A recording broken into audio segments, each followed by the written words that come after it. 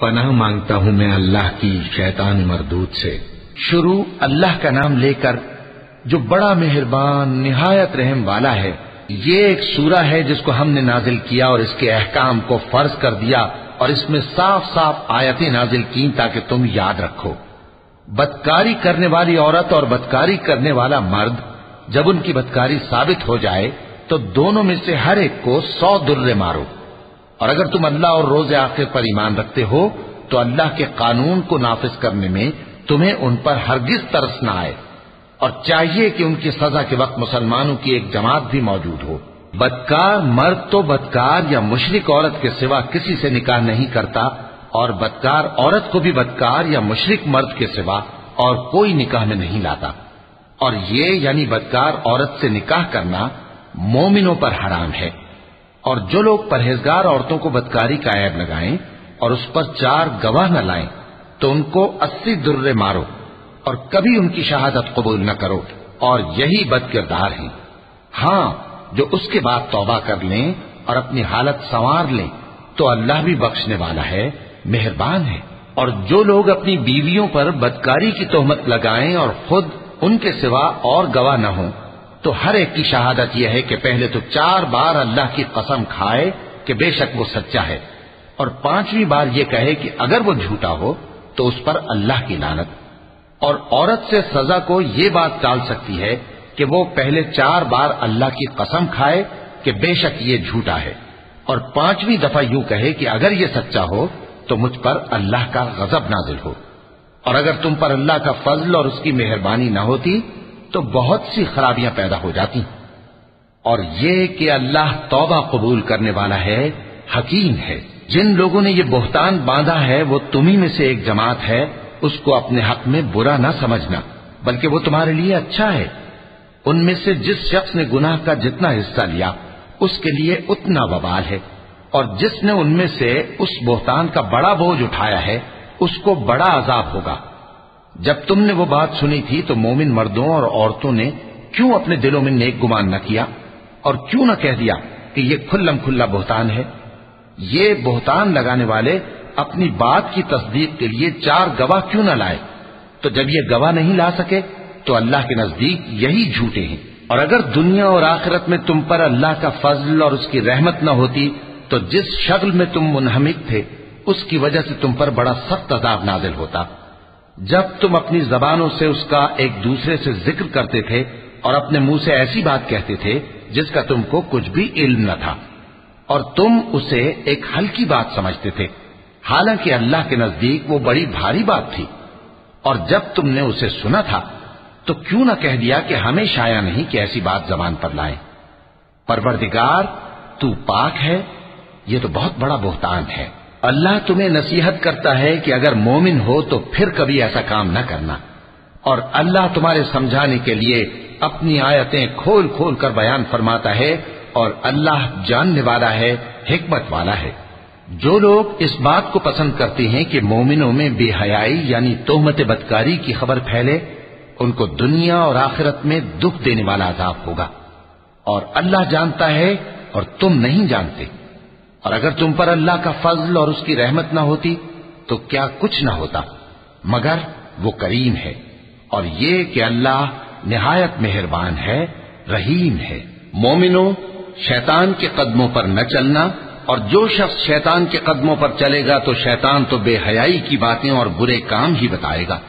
اور اگر تم پر اللہ کا فضل اور اس کی مہربانی نہ ہوتی تو ایک شخص بھی تم میں پاک نہ ہو سکتا، مگر اللہ جس کو چاہتا ہے پاک کر دیتا ہے، اور اللہ سننے والا ہے، جاننے والا ہے۔ اور جو لوگ تم میں صاحب فضل اور صاحب مال ہیں وہ اس بات کی قسم نہ کھائیں کہ رشتہ داروں اور محتاجوں اور وطن چھوڑ جانے والوں کو کچھ نہیں دیں گے، اور ان کو چاہیے کہ معاف کر دیں اور درگزر کریں۔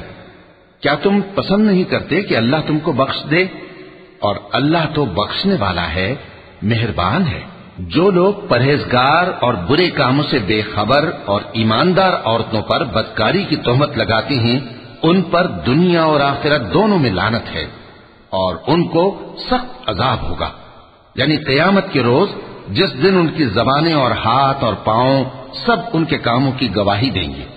اس دن اللہ ان کو ان کے اعمال کا پورا پورا اور ٹھیک ٹھیک بدلہ دے گا، اور ان کو معلوم ہو جائے گا کہ اللہ برحق اور حق کو ظاہر کرنے والا ہے۔ ناپاک عورتیں ناپاک مردوں کے لیے ہیں، اور ناپاک مرد ناپاک عورتوں کے لیے، اور پاک عورتیں پاک مردوں کے لیے ہیں، اور پاک مرد پاک عورتوں کے لیے۔ یہ پاک لوگ ان جھوٹوں کی باتوں سے بری ہیں، اور ان کے لیے بخشش اور نیک روزی ہے۔ مومنوں، اپنے گھروں کے سوا دوسرے لوگوں کے گھروں میں گھر والوں سے اجازت لیے اور ان کو سلام کیے بغیر داخل نہ ہوا کرو، یہ تمہارے حق میں بہتر ہے، اور ہم یہ نصیحت اس لیے کرتے ہیں کہ شاید تم یاد رکھو۔ پھر اگر تم گھر میں کسی کو موجود نہ پاؤ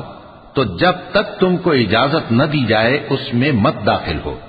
اور اگر یہ کہا جائے کہ اس وقت لوٹ جاؤ تو لوٹ جایا کرو، یہ تمہارے لیے بڑی پاکیزگی کی بات ہے،